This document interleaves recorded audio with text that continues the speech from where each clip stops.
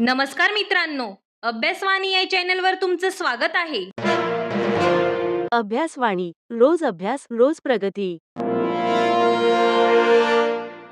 महाराष्ट्रात मागच्या 2 दिवसात तुम्ही बघितलं असेल की पेट्रोल पंपावर लांबच्या लांब रांगा लागलेल्या आहेत. हे चित्र बघितलं की असं वाटतं की काहीतरी पेट्रोलचा नक्कीच शॉर्टेज निर्माण झालाय किंवा क्रायसिस निर्माण झालाय आणि त्यामुळे बाकीचे बघणारे लोक आहेत ते देखील आपली गाडी घेऊन त्या लाईन मध्ये उभे राहतात.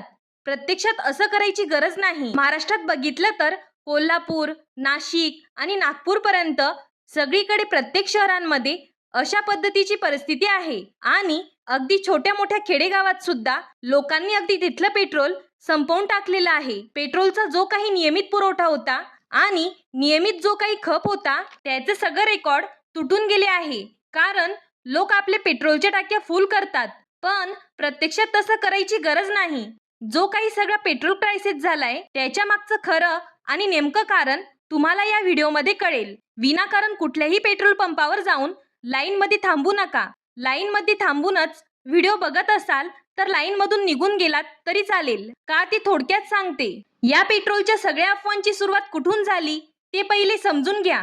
आपल्या सगळ्यांना माहिती आहे की मध्य पूर्वेमध्ये युद्ध चालू आहे आणि युद्धामुळे काय झालंय तर क्रूड ऑइलच्या प्राइसेस आहेत त्या जवळजवळ 180% वाढलेल्या आहेत.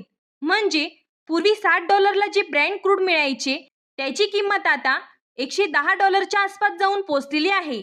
आणि त्यामुळे झालंय असं की भारतातल्या या ज्या सगळ्या ऑइल मार्केटिंग कंपन्या आहेत, मग HPCL असेल, BPCL असेल, इंडियन ऑइल कॉर्पोरेशन असेल, या सगळ्या कंपन्या जे पेट्रोल पंप धारक होते या सगळ्यांना एक छोटंसं क्रेडिट द्यायच्या. म्हणजे आज तुम्ही पेट्रोलची डिमांड केली की पेट्रोल तुम्हाला पोहोचेल.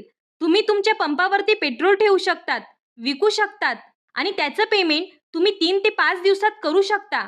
याला क्रेडिट म्हणायचे.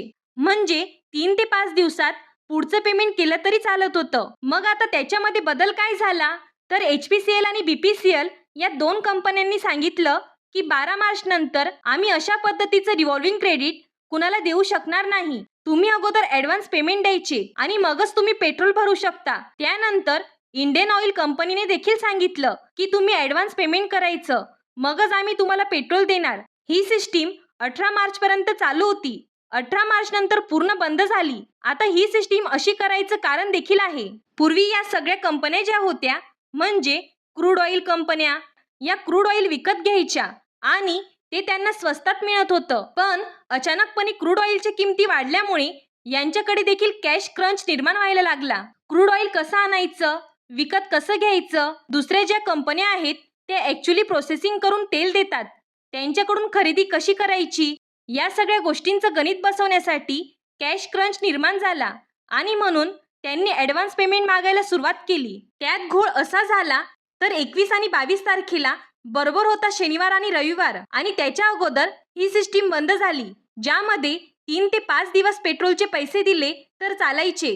त्यामुळे झालं काय, शनिवारी पेमेंट करायला बँका बंद होत्या, रविवारी पेमेंट करायच्या बँक बंद होत्या. त्यामुळे हे जे पेट्रोल पंप ओनर्स आहेत हे सगळं पेमेंट करू शकले नाहीत आणि पेमेंट करू शकले नसल्यामुळे बऱ्याच पेट्रोल पंप धारकांनी आपल्या पंपाच्या बाहेर फलक लावला की पेट्रोल शिल्लक नाही, डिझेल शिल्लक नाही वगैरे वगैरे. त्यामुळे सगळ्या लोकांना असं वाटायला लागलं की मागच्या पंपावर बघितलं इथेही पेट्रोल नाही, या पंपावर बघितलं इथेही पेट्रोल नाही.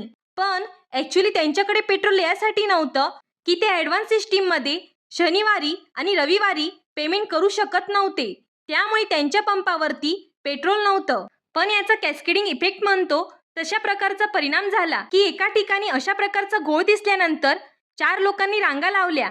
4 लोकांनी रांगा लावल्यानंतर सगळ्यांना वाटलं की हे हुशार लोक आहेत म्हणून सगळ्यांनी जाऊन तिथे रांगा लावल्या आणि एक प्रकारे प्रत्येक पंपावर गर्दी निर्माण झाली. ती गर्दी बघून लोक दुसऱ्या पंपावर गेले, तिथेही गर्दी निर्माण झाली. त्यामुळे झालंय असं, छोट्या छोट्या गावात एकच पेट्रोल पंप असतो. त्या लोकांना 10-10 किलोमीटर 15-15 किलोमीटर दूर जाऊन आता पेट्रोल टाकावे लागले. कारण काय तर पॅनिक बाईंग. प्रत्येकाला भीती वाटायला लागली की बाकीच्यांना पेट्रोल मिळणार पण आपल्याला पेट्रोल मिळणार नाही, असं होणार नाही. आपल्या सगळ्या ऑइल मार्केटिंग कंपन्यांनी HPCL, BPCL आणि इंडियन ऑइल कॉर्पोरेशन या सगळ्यांनी सांगितलं आहे की आमच्याकडे भरपूर पेट्रोल शिल्लक आहे. जे काही घडलेलं होतं ते अफवांमुळे घडलेलं होतं. अजूनही काही ठिकाणी रांगा लागलेल्या न्यूजमध्ये दिसतायत. कुठेही रांगा करू नका, घाई करू नका.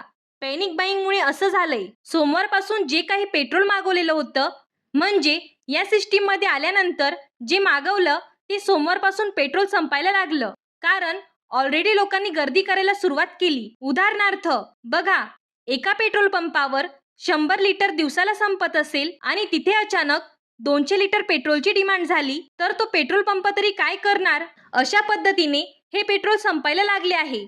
खरं तर पुढच्या 2 दिवसात जे काही पॅनिक आहे ते संपेल. त्याच्यानंतर हा सगळा पुरवठा सुरळीत होईल.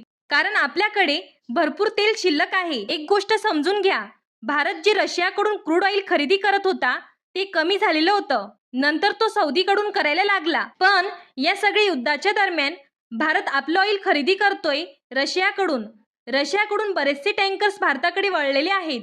भारतात भरपूर क्रूड ऑइल येतंय आणि भारतातच मोठ्या मोठ्या ऑइल रिफायनरीज आहेत. त्यामुळे भारताकडे किमान 30 दिवस पुरेल एवढा साठा आहे. अगदीच काही वर्स्ट परिस्थिती आली तर त्यापेक्षा जास्त भारत निर्माण करू शकतो आणि जे काही भारत एक्सपोर्ट करतो रिफाईन केलेलं पेट्रोल ते देखील थांबवू शकतो. खूप काही करता येण्यासारखं आहे. त्यामुळे पॅनिक व्हायची गरज नाही. लॉकडाऊनच्या तर अफवा आहेत, ते न बोललेलंच बरं. प्रत्यक्षात सांगायचं कारण एवढंच आहे, ॲडव्हान्स पेमेंट सिस्टीमचा जो घोळ होता शनिवार रविवार मध्ये आला, त्यामुळे पेट्रोल पंपांनी पेट्रोल नसल्याचे फलक लावले आणि हा सगळा घोळ झाला. त्यामुळे पेट्रोल पंपावर जाऊन गर्दी करू नका. जर कोणी गर्दी केली असेल तरी तुम्ही त्या गर्दीमध्ये सामील होऊ नका. पुढच्या 1 ते 2 दिवसात हे सगळं संपणार आहे. जर तुम्हाला असंच करंट अफेअर्स सोप्या भाषेत समजून घ्यायचं असेल तर चॅनलला सबस्क्राईब करा आणि हा व्हिडिओ शेअर करा, ज्यामुळे पॅनिक नाही तर क्लॅरिटी पसरली पाहिजे. थँक्यू. अभ्यासवाणी. रोज अभ्यास रोज प्रगती.